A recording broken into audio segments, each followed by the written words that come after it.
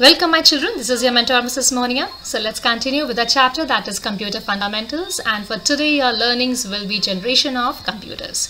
So moving for the first generation, that was from 1942 to 1955.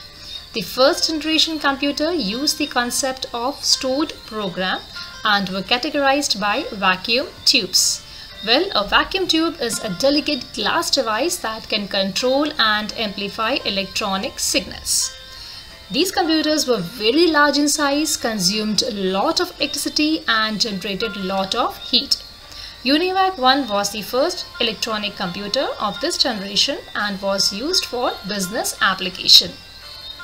Well, here is the image of first generation computer. Silent features of first generation computer is given to you here. The first generation computers used vacuum tubes to control and amplify electronic signals. Huge computers, and they occupied a lot of space, they generated a lot of heat and high electricity consumption was there. They were unreliable, commercial production was difficult, they were very costly and constant maintenance was required. A continuous air conditioning was required. So the example is given to you here of ENIAC, ADVIC and UNIVAC. Moving further, ENIAC, that stands for Electronic Numerical Integrator and Computer, was the first electronic general purpose digital computer, and it weighed about 27 tons, was of the size 8 feet into 100 feet into 3 feet and consumed around 150 watts of power. The second generation computer, the time period was 1955 to 1964. And these computers were categorized by transistor. We have just seen that first generation computer were categorized by vacuum tubes. So transistor is what? Transistor is a solid state semiconductor device, and they were smaller, highly reliable, consumed less electricity and generated less heat. So magnetic cores were used as primary memories.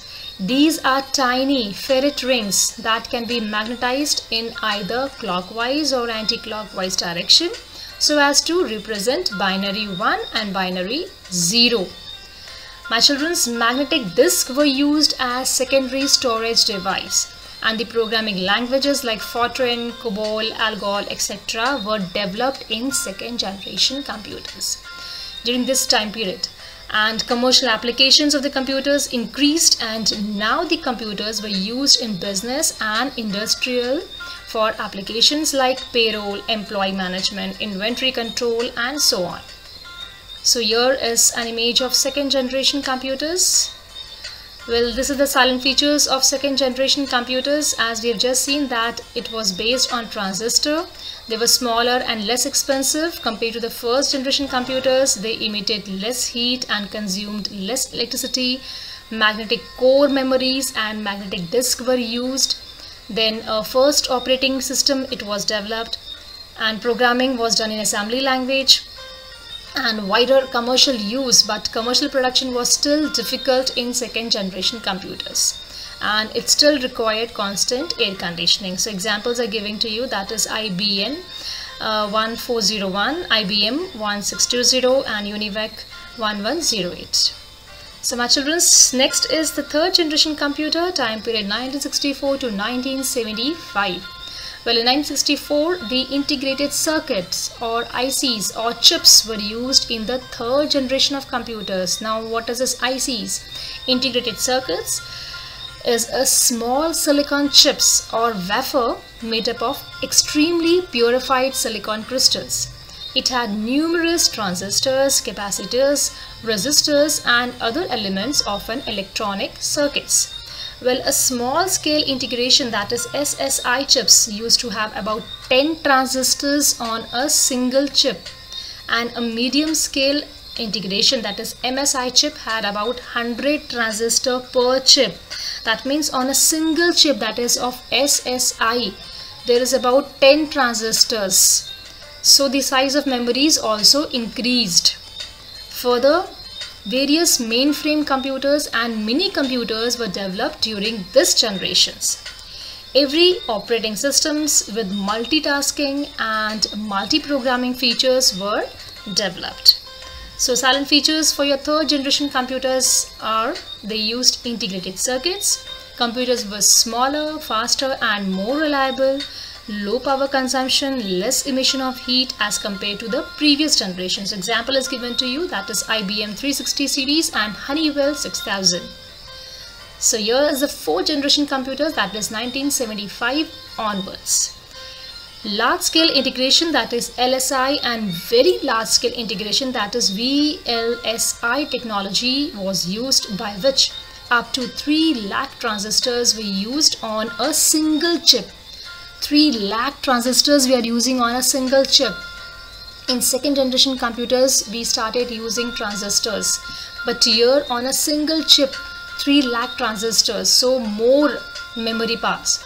Integration of complete CPU on a single chip was achieved in 1971 and was named as microprocessor.